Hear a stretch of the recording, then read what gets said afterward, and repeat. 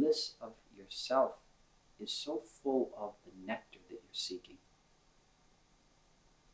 All it needs to do is rise in sufficient intensity so that it begins to drown the part of you that goes on functioning in separation.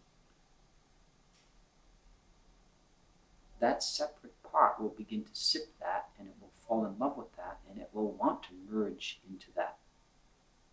You don't have to kill off the separate personality, execute it. You say, well, if I can just get rid of that part of me, I'd be fine. That's not the way it works. You need to bow down into the love impulse of what you're seeking for. You have to be radically aligned and sanctified in the purity of your spontaneous functioning. Then there will be a sudden union between you and you. If you imagine me to be the you that you want to be, then it will be between you and me. The imaginative exercises won't come in the way between us, because that other transcendental awareness is also present. If it was just the imaginative aspect, then we'd just sing songs together and get happy.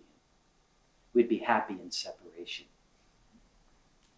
We'd get blissful, but in a separative domain.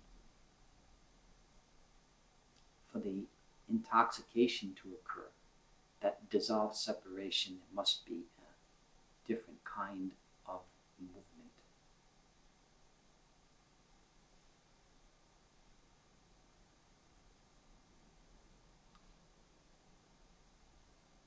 The self must be there.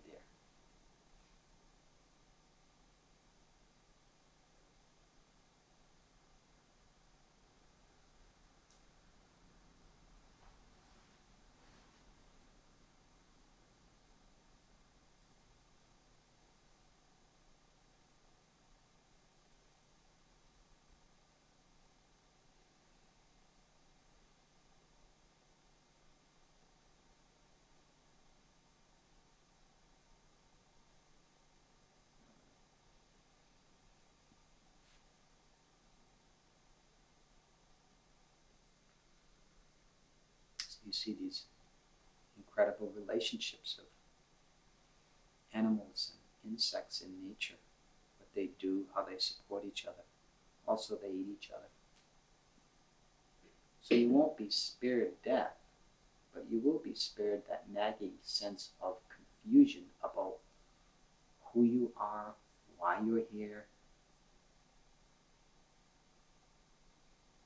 You'll be able to be reconnected to a sense of wholeness, undividedness in awareness. And that's what's crucial.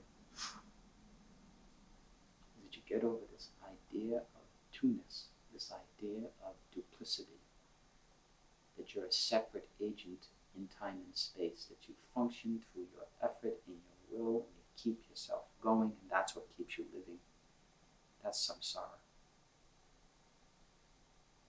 The alternative to that is to relax and release into a surrendered state of innocence, in which you know all the power comes from within.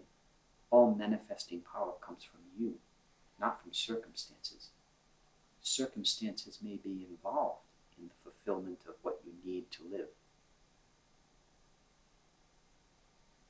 But everything is ultimately networked and connected back into your state of being.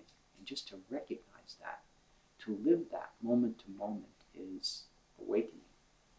But that's not a peculiar form of illumination. It's not some unique sensation. It's really the truth, the nothingness of life.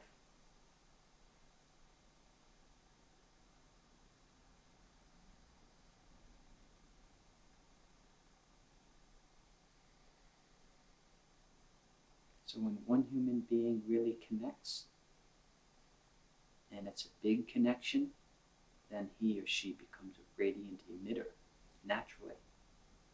Not through some special privilege, through some dispensation of lineage-based power, not all that. It's based on an organic communication in and about consciousness. whereby the actual substance of consciousness itself is communicated.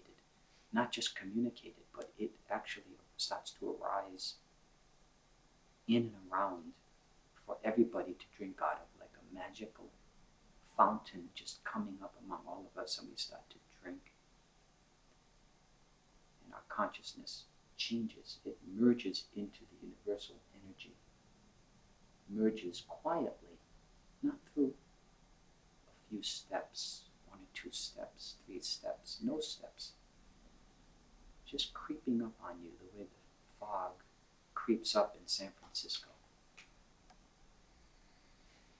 Right? It just comes. There's no more bridge, all enveloped in fog. So you are no more. When conscious bliss, superconscious bliss, unconscious bliss simply exudes and fills. So there's no question about how to do this. There's no question about how to stay in this. Unless you feel it's this specific encounter which creates it for you, then the answer is obvious. Just keep returning until you're self-generating in your own bliss, in the bliss of the Atman, the bliss of pure consciousness, the bliss of the Absolute. The Absolute is not merely a detached nothingness beyond the mind that's witnessing everything. The Absolute is also a cauldron of cosmic energy. So don't keep looking for a separate based understanding of enlightenment. You're looking, for example, for the proof that you're enlightened through the cessation of all your desires, that there's no movement. That's just an experience. Don't get caught up in it. Don't get caught up in what any teacher says. A really great teacher will not teach through their words, they will teach through their transmission. The words being presented just as an occasion to connect